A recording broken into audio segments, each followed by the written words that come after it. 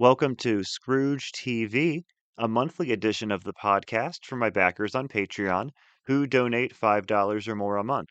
On each episode, I'll review a TV show's version of A Christmas Carol. This first episode is being released for free, so you can get an idea of what this will look like. At the end of this episode, I'll be talking more about the Patreon options. A lot of TV shows do episodes based on A Christmas Carol. Plenty of times there's a character who needs to learn a lesson, and the show will do this through the lens of having three ghosts visit them. It's an easy way to do a Christmas episode, and it's been done many times. I'll allow those who donate $10 a month to have the ability to vote on which show I do next. For this month, in this first episode, we're going to talk about the Jetsons.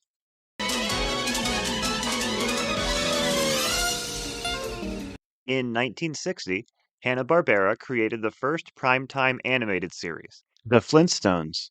The story of a typical sitcom family in prehistoric times was a hit, and soon they created a similar show but set in the future.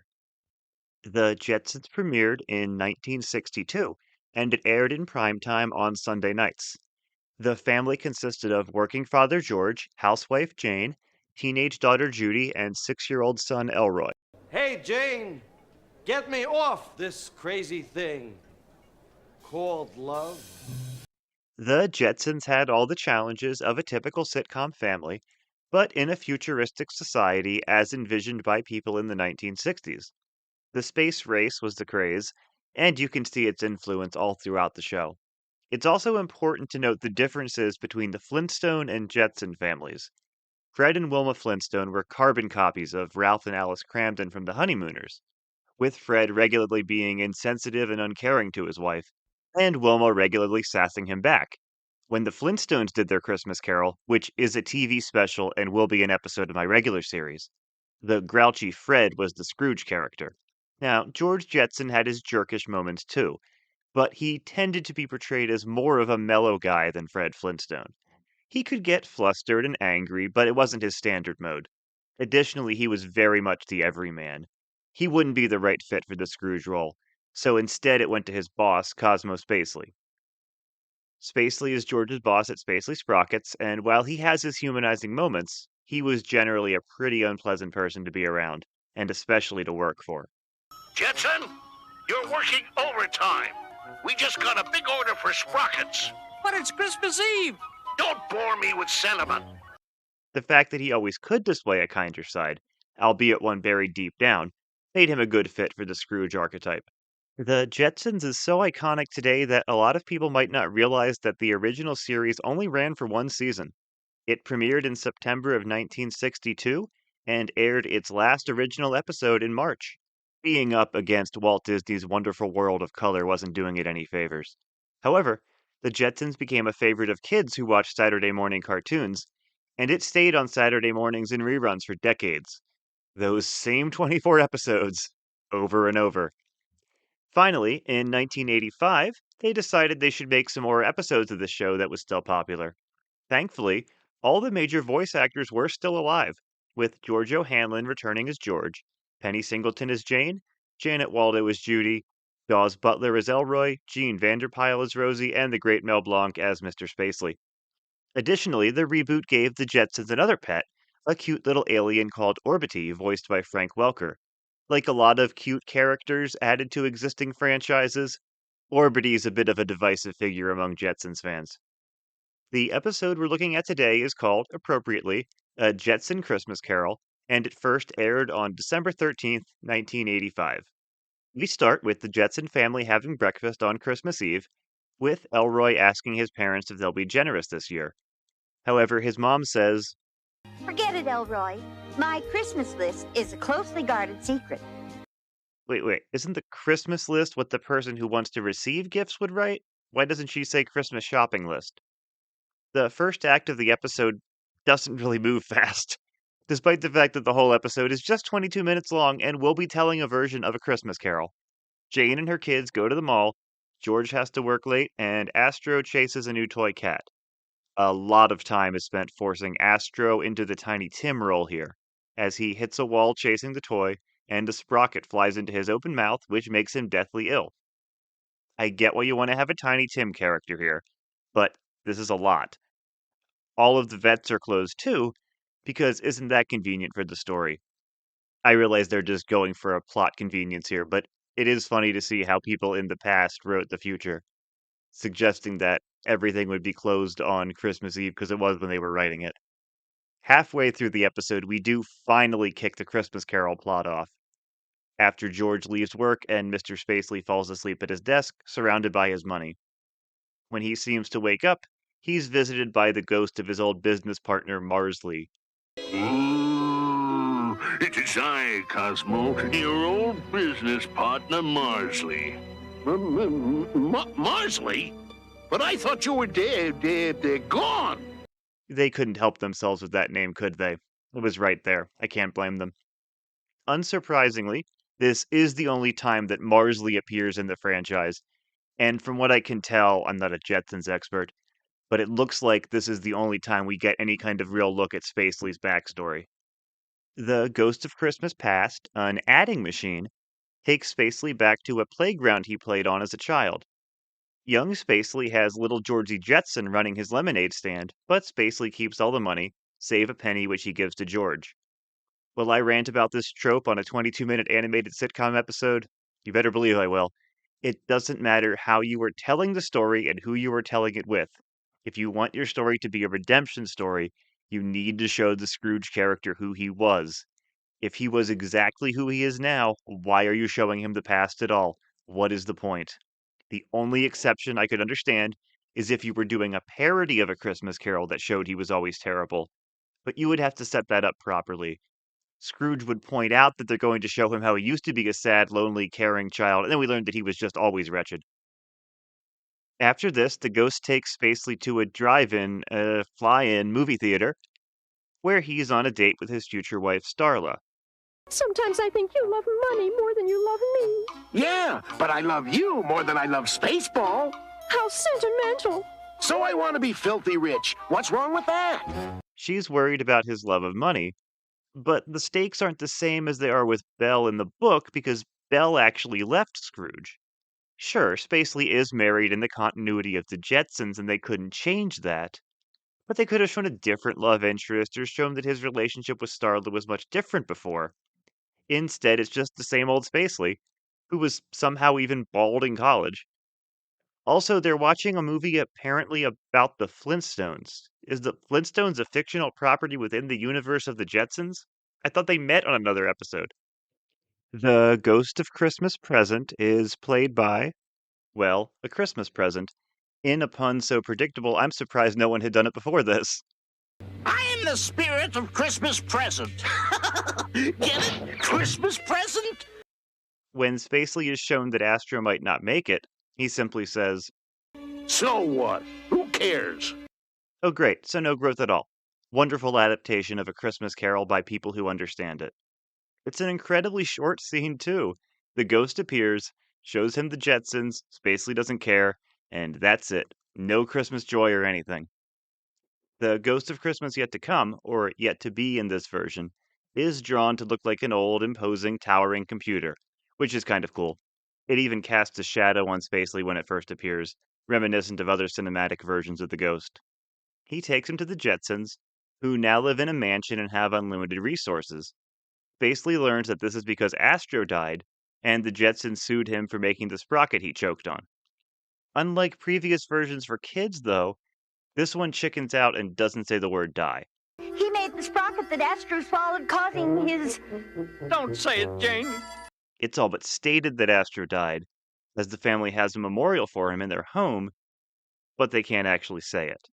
They also state that Spacely lost all of his money, his wife left him, and poverty, quote, finished him off. Kids can understand death. You don't need to tame it down like this. When Mickey Mouse can talk about death, you can too. Look, it's a 22-minute sitcom episode. I can't judge the redemption by the same standards I would a feature film adaptation. These are existing characters who need to continue to fit certain archetypes for the show to happen. The Jetsons wasn't really a show for character growth. Still, unless you're doing this as outright parody, which this isn't, I don't love that the redemption comes at least partially out of spite. They're incredibly rich. But how can that be? Yes, his life will be ruined in the future, but it seems to mostly bother him that the Jetsons got rich. Again, as a full-on sitcom parody, I could accept this, but the episode plays out after this with complete sincerity. Spacely brings in a veterinarian for Astro, gives George a raise, and buys gifts for the family. It ends with the family singing "We Wish You a Merry Christmas" as Mr. Spacely flies off to be with his wife. Well, folks, I'm off to Christmas with my wife. Merry Christmas, Mr. Spacely! Merry Christmas to all! Ultimately, there just isn't really much here. There are some cool futuristic by way of the 60s looks for the ghosts, but beyond that, it's really just going through the motions. So much this episode is just setting up Astro getting sick, which is just unpleasant to watch. I appreciate that they made the Tiny Tim character have a totally fixable problem that money could solve that's right in line with the book, but the way they go about it isn't very strong. A Christmas Carol shows us that Scrooge has missed his employee having a sick child all these years. Here, the sickness comes about on Christmas Eve, so there's no way Spacely could have known about it. In fact, no one even raises the possibility that maybe Mr. Spacely, who is still at the office, could have some connections. Unlike Scrooge, Mr. Spacely has shown moments in the past where he does have a heart. I realize certain things need to happen to put the story in motion, but it all happens so awkwardly. Jetson Christmas Carol was the final episode of season 2 of the show, and the show would come back in 1987 for a third season. A 1990 theatrical film would serve as a finale to the series, with many of the original voice actors dying not long after. There have been countless attempts to bring the series back in one form or another, with, believe it or not, the only finished product being a direct to DVD, The Jetsons and WWE Robo WrestleMania. You have to go talk Big Show out of conquering the world. Let's find some superstars that can help us. Yes, that is a real clip from a real trailer. I am not making this up. Jetson's Christmas Carol is the only Christmas episode or special the characters ever did. Sure, they're set in the future thousands of years after Christ, but the Flintstones get 3 or 4 Christmas episodes. Make it make sense. For what it's worth, the Jetsons Christmas Carol is, I believe, the only episode on my list of TV Christmas Carol adaptations that I actually remember seeing growing up. I believe Cartoon Network would air it alongside all other kinds of Christmas specials right before Christmas, and I remember the bit where the Ghost of Christmas Present is an actual Christmas present, and I even remember its ridiculous high-pitched voice. So that stuck with me, and even when I was 6, maybe, when I saw it, I remember thinking that was a pretty bad joke. So you can estimate the level of the Jetsons Christmas Carol humor if 6-year-old me was judging it. I remembered that and the Flintstones Christmas Carol, which again, that's a TV special, TV movie. I'm gonna talk about that on the main podcast. Not this year because that's from 1994, long after the Flintstones heyday, but we will get to that. For now, on the main series this year, we are talking about the 80s up until the early 90s because we end with Muppet Christmas Carol. As for the TV versions, I'll go with whatever's voted on. Thought the Jetsons would be a good place to start, but we'll go all over the place because there's no chronology in how it's adapted for TV shows. That's based much more on the TV shows themselves instead of looking at previous adaptations. We'll go with whatever gets the vote. We'll talk about that in a moment. But that is the Jetsons Christmas Carol. 22 minutes long, and so much of this is just setting up Astro getting sick.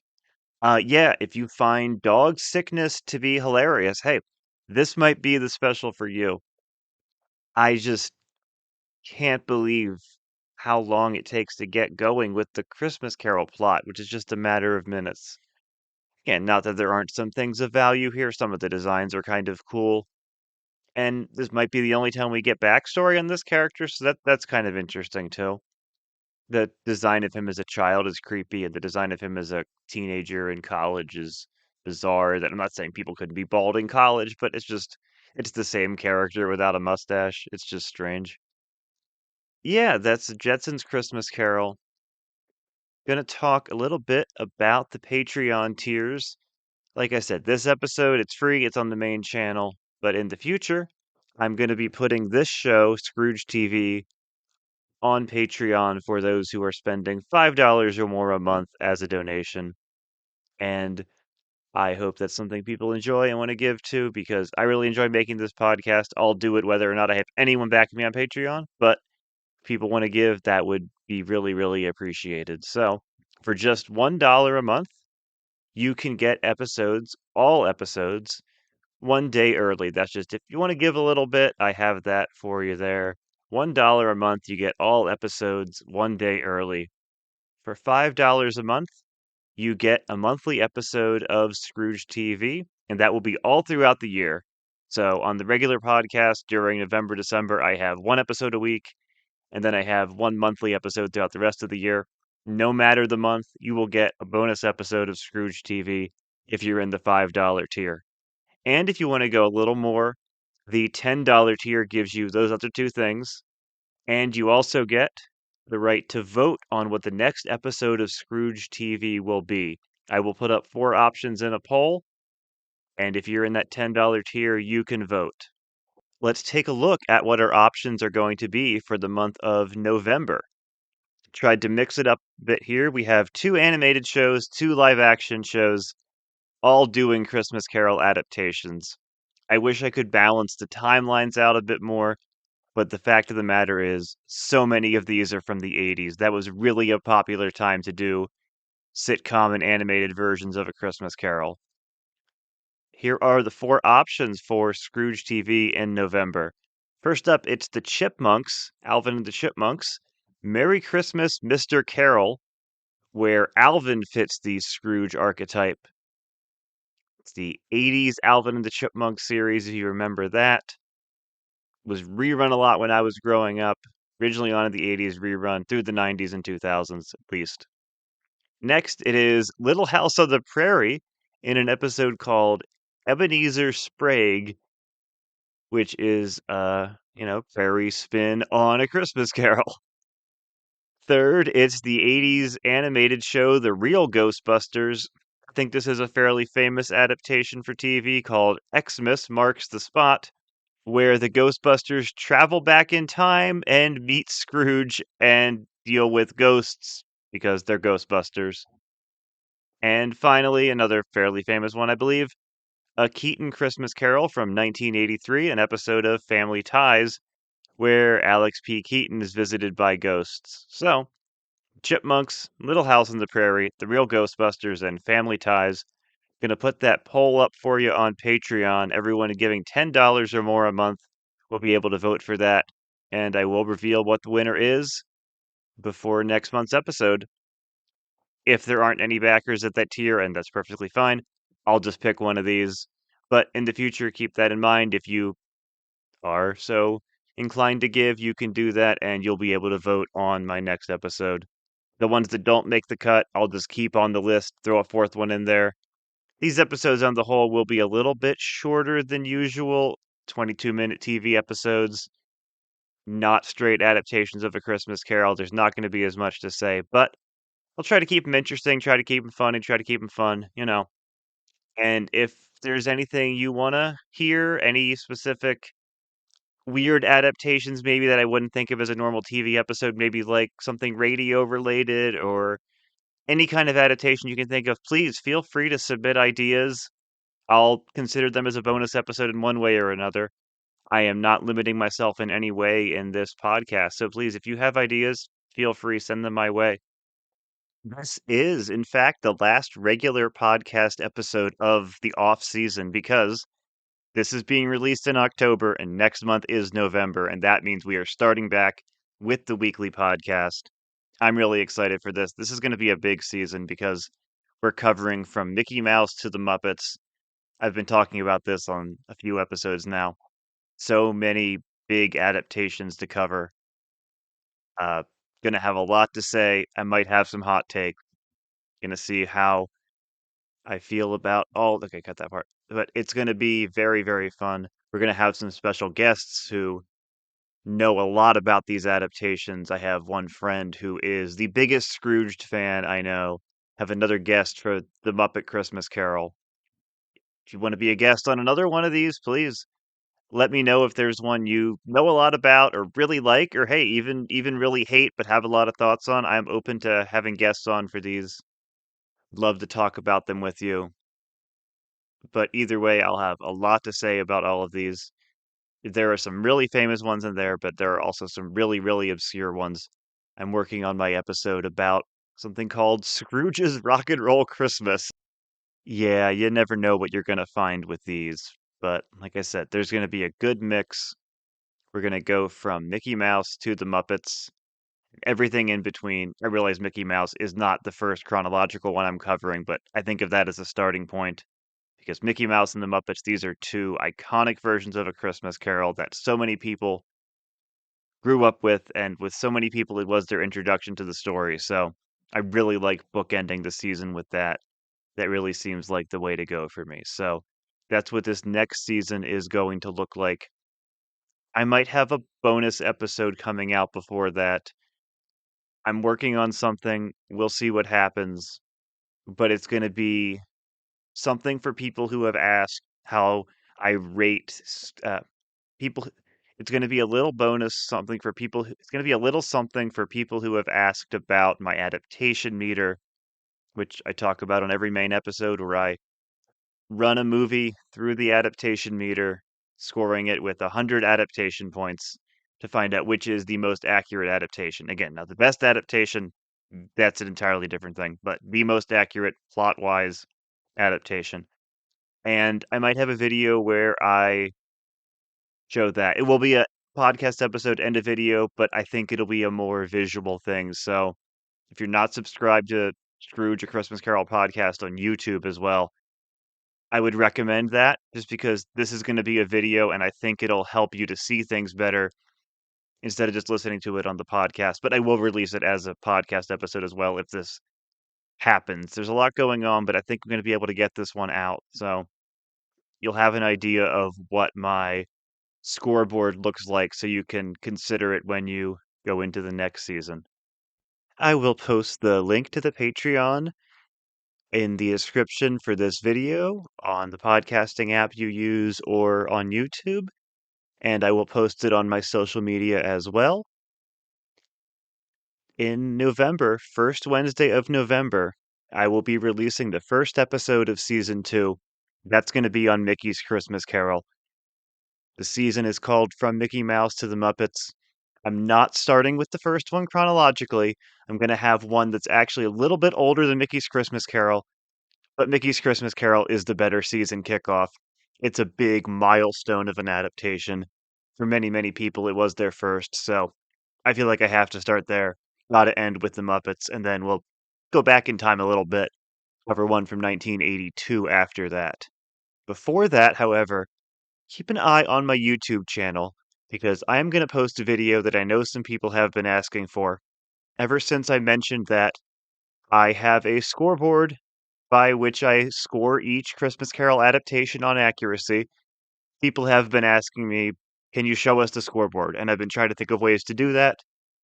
And I thought maybe posting it on social media, but that's kind of anticlimactic. So what I'm going to do is I'm going to have a video where I compare 12 adaptations from the first season and running it through the scoreboard. So I'll go through each plot point, show you how each one scores, and you will see pictures from each adaptation you can compare. And I think it should be really interesting. I'll do it on the podcast as well. There will be a podcast episode uploaded. But this is one case where I do recommend going to the YouTube channel because there'll be screenshots for each point that an adaptation gets. You'll see, for example, if the plot point is Scrooge is visited by the ghost of Jacob Marley, I'll show you all the different Jacob Marleys and how they look, how accurate they are, things like that. So I think it'll be much more interesting to watch this one on YouTube, but I will put it up as a regular podcast episode as well. Just know that in this one case, there will be actual video, and I think that'll be the most interesting way to watch that. I've mentioned this in the past. The YouTuber Cinemassacre, James Rolfe, who does a lot of horror videos, did one like this for Dracula, where he did 12 Dracula adaptations and compared them, and I always thought that was a really fun idea. And I always assumed I would do one of those for A Christmas Carol, but just at the very end of this project. But, enough people have been interested in finding out what my method is, so, hey, I am happy to share. I've put some time into putting that video together, and I'm happy to share it with you. I can only say it'll be sometime before the beginning of season 2. I'm finishing it up. It took a lot of work to get all the screenshots in there, but I'm finishing that up. I will upload that when I have the opportunity. I would say maybe 2 weeks from now, but that's just an estimate. It will be before the first episode of season 2, which is going to be the first Wednesday of November when we talk about Mickey's Christmas Carol. So, yeah, you'll have that to look forward to. And thank you for listening to Scrooge, A Christmas Carol podcast. Scrooge, A Christmas Carol podcast is written, edited, and hosted by Colin Murr. Theme music is Christmas Day by TRG Banks. Clips in this episode are from A Jetson Christmas Carol, The Jetsons in WWE Robo WrestleMania, and So I Married an Axe Murderer. Leaving a 5-star review on Apple or Spotify, as well as liking, commenting, and subscribing on YouTube, will be a big help to me. Additionally, I have just opened my Patreon, which is linked in the description, and simply talking to friends about this podcast will also help out. I'll be back next month with another episode of Scrooge, A Christmas Carol podcast. Until then, make sure to live in the past, the present, and the future, and ensure that the spirits of all three strive within you.